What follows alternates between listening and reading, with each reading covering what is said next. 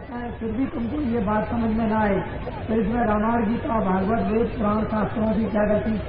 तो बात यह है ये किराए का मकान है। जैसे ही समय पूरा होगा स्त्री पुरुष बच्चे इस किराए के मकान से निकाल कर बाहर कर दिए जाएंगे और ये मकान जला दिया जाएगा। बस आपका खेल खत्म हो गया। यहीं तक आपके रिश्तेदार कुटुंब परिवार जात बिरादरी मकान धन दौलत बच्चे यहीं तक, इसके आगे कुछ भी जाने वाला नहीं। ना आप कुछ लेकर के आए न कुछ लेकर जाओ। मूल मतलब यह है कि मनुष्य शरीर उस परमपिता परमात्मा ने क्यों दिया, इसको आप सब लोग समझ लें अच्छी तरह से तो अच्छा होगा। धर्म पुस्तकें रामायण गीता भागवत वेद पुराण क्यों आपके सामने रखे गए? वो इसलिए रखे गए कि ये जीवात्मा जब से परमात्मा के यहाँ से आया तब से इस काल की अंधकार नगरी में जहाँ पर पाप और पुण्य है, जन्म और मरण है, 84 और नरक है, इसमें अपने अपने कर्मानुसार मनुष्य ये कर्म करता है तो जीवात्मा को नाना प्रकार का कष्ट दिया जाता है। उस कष्ट के निवारण करने के लिए, कष्ट से छुटकारा दिलाने के लिए आपको ये मनुष्य रूपी सबसे ऊंचा मकान दे दिया। और ये कहा महात्माओं ने, ऋषियों ने और धर्म पुस्तकों ने, देखो अब की बार तुमको मकान मिल गया है, बुरे काम तो करना नहीं, जितने भी करना अच्छे करना। और मकान इसलिए दिया जाता है कि अब की बार तुम तप करके, तपस्या करके, दान कर, पुण्य कर, सेवा कर, सत्य बोलकर, योग कर, ध्यान कर, ये जिस तरह से भी हो सके उस जीवात्मा को अब की बार मरने के पहले भगवान के पास तक पहुंचा दो। बस इसी काम के लिए आपको ये मनुष्य शरीर मिला।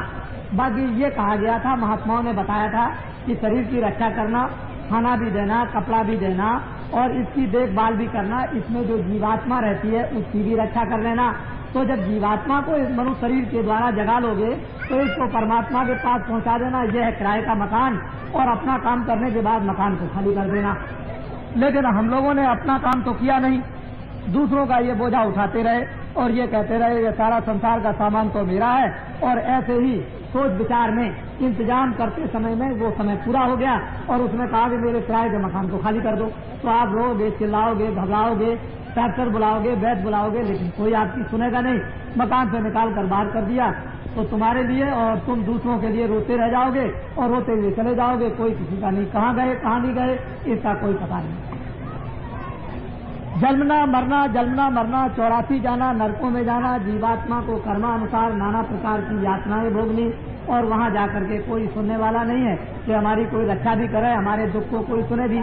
यहाँ मनुष्य पर नाना प्रकार का कष्ट जब आता है तो कोई सुनने वाला नहीं, तो नरकों और 84 में कौन सुनेगा? ये समझने की चीज। तो वास्तव में हम लोग आत्मा का कल्याण करने के लिए, इस जीवात्मा को गति देने के लिए, इस जीवात्मा को जन्म और मरण से बचाने के लिए इस मनुष्य रूपी उत्तम मकान में हम आए थे। और महात्माओं ने इसी की याद दिलाई थी कि इनको बता दिया जाएगा कि मनुष्य रूपी मकान उत्तम बार बार नहीं मिलेगा। तो आप लोग अब की बार थोड़ा समय बचाकर सुबह शाम घर का, खेती का काम, दुकान का काम, नौकरी का काम करते हुए, बाल बच्चों की सेवा करते हुए थोड़ा समय बचाओगे सुबह शाम तो इस जीवात्मा का भी कल्याण हो जाएगा। लेकिन हम लोगों ने तो ये समय बचाया नहीं, दिन और रात दुनिया के काम में लगे रहे और वो समय आ गया मौत का, तो मौत लेकर के चली गई, शरीर को जला करके खाक कर दिया। तो बतलाओ अब आपने अपने लिए क्या किया? कुछ भी नहीं। तो मेरे कहने का मतलब सीधा साधा समझो, मैं तो हूँ धार्मिक। वास्तव में जब मनुष्य चारों तरफ बुराइयों में फंस जाता है तो ये तो बताना ही पड़ेगा कि बुरे का परिणाम बुरा और अच्छे का अच्छा। बुरा करोगे, चोरी करोगे, धोखा दोगे, बेईमानी करोगे, झूठ बोलोगे, किसी को मारोगे, छल करोगे, कपट करोगे, दुराचार करोगे तो तुमको ये सब अपराध लग जाएंगे और फिर तुमको इसकी सजा भोगनी पड़ेगी। तो ये तो आप जानते ही हो कि तप करने से राज मिलता है और राज करने से नरक मिलता है। ये तो आपको महात्मा जंगल में तप करते थे, सत्य बोलते थे, सेवा करते थे, दया करते थे, प्रेम करते थे, योग करते थे। उससे जब कभी हो गया उनका योग भ्रष्ट हो गया तो राजा बन गए। और राजा बनने के बाद जब सभी सामान संसार के मिल गए तो फिर नरक को चले गए भोगने के बाद। तो इंद्रिय भोग से, राज भोग से, ये सभी वैभव भोग से मनुष्य कुकर्म करता है और फिर नरक में चला जाता है। और जुग जुग तक वो आत्मा नरकों में पिटती रोती चिल्लाती रहती है, फिर उसको ये अवसर नहीं मिलता है। तो अब तो आपको ये जानना ही चाहिए, आप तो कोई यहाँ राजा नहीं हो, आप तो एक सामान्य व्यक्ति हो। हम भी सामान्य आदमी है, आप भी सामान्य आदमी हो।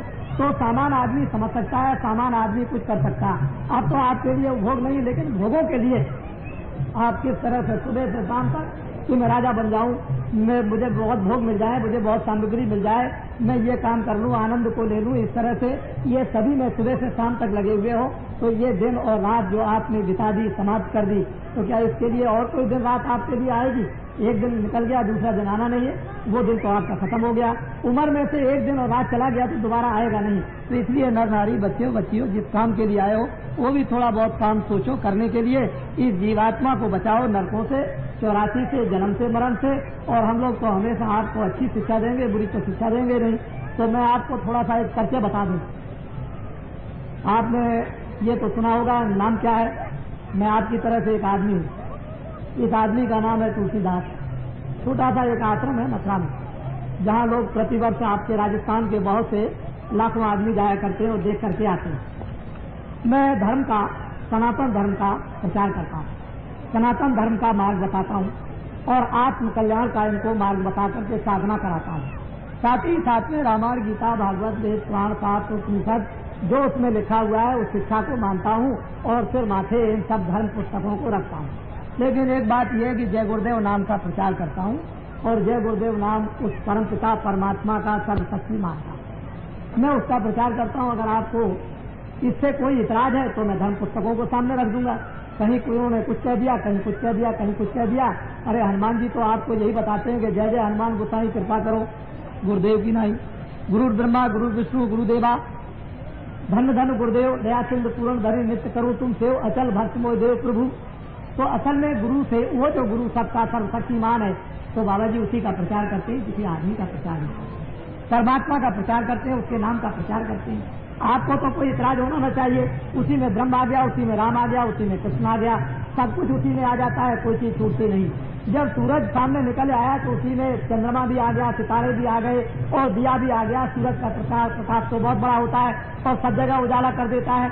तो जब आप सर्वशक्तिमान परमात्मा को मानने ही लगे तो सब उसी में आ जाते हैं। जो चले गए वो भी आ गए, जो आएंगे वो भी उसके अंदर में आ गए। तो राम भी आ गए, देवी भी आ गए, देवता भी आ गए। मतलब उसका ये कि आत्मा का कल्याण होना है। किस तरह से होना है वो तो मार्ग महात्माओं से मिलेगा। उस पर पता के चिंतन करने का, उपासना करने का, ध्यान करने का, आत्म शुद्धि करने का, मन की शुद्धि करने का, चित्त की शुद्धि करने का। जब ये पाप से पर लाभ लिए जाते हैं तो कोई न कोई अग्नि प्रकट होती है जो पापों को जला देती है। तो महात्माओं के पास में तो योग रूपी अग्नि रहा करती है जो हमारे अंदर में जला दी जाती है, तो वो पाप हमारे जल जाते हैं। तभी तो जीवात्मा निर्मल और पवित्र होगी और तभी मुक्त होगी।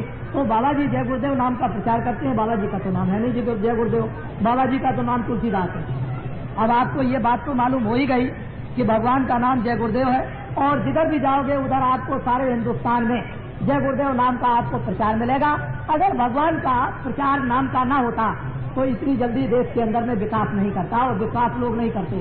तो जय गुरुदेव भगवान के नाम से विश्वास लोग करते हैं, उनसे उनको फायदा भी होता है, लाभ भी होता है, आत्म सिद्धि भी और आत्म जागरण भी होता है, आत्म शुद्धि भी होती है, मन विवेक और मन में निर्मलता भी आती है, विश्वास भी आता है। लोग उससे बहुत कुछ लौकिक और पारलौकिक लाभ उठाते हैं। सभी लोग तो किसी न किसी चीज को रखा करते हैं। अरे आदमी को अगर कहीं आराम मिल जाए तो पत्थर की चोटी पर रात को भी चला जाएगा और धूप में भी चला जाएगा और बरसात में भी, और लाभ नहीं मिलेगा तो उस चोटी पर चढ़ करके क्या करेगा।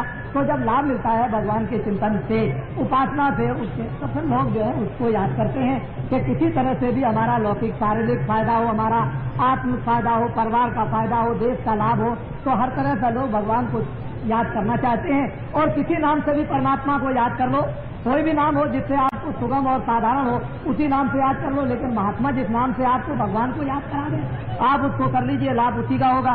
तो बड़े ध्यान से आप मेरी बात को सुनो। वैसे तो यह है मैं एक धोबी का काम करता हूँ। आपके गांव में कोई धोबी रहता है, जब गंदे कपड़े हो जाते हैं तो आप उसको दे देते हो और कहते हो देखो धोबी इस कपड़े को साफ करके ले आना। वो तो जात का एक कपड़ा धोने वाला गाँव का धोबी है। लेकिन बाबा जी भी उसी प्रकार की धुलाई करते हैं कि मन बुद्धि चित्त जीवात्मा अंतःकरण बहुत जुग जुग से मैले हो गए, इतने गंदे हो गए कि बिना धुलाई के ये साफ नहीं हो सकते हैं। तो महात्माओं के पास में औषधि होती है, बूटी होती है, अंजन होता है, उसको लगा देते हैं, उसको दे देते हैं। उससे उसकी मन की, बुद्धि की, चित्त की, जीवात्मा की धुलाई करते हैं। और जब जीवात्मा धुल जाती है, साफ हो जाती है, मन शुद्ध हो जाता है, बुद्धि शुद्ध हो जाती है, तो विवेक आ जाता है, ज्ञान उसको होता है और फिर उसको आत्म साक्षात्कार होगा, तभी तो प्रभु का दर्शन होगा।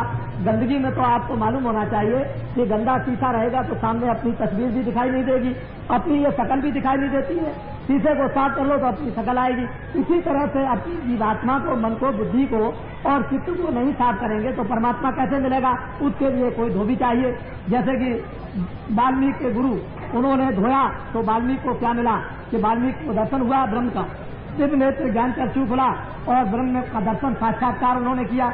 मीरा ने साक्षात्कार किया, रैदास ने साक्षात्कार किया, भगवान का तुलसीदास जी ने साक्षात्कार किया। जब मन बुद्धि चित्त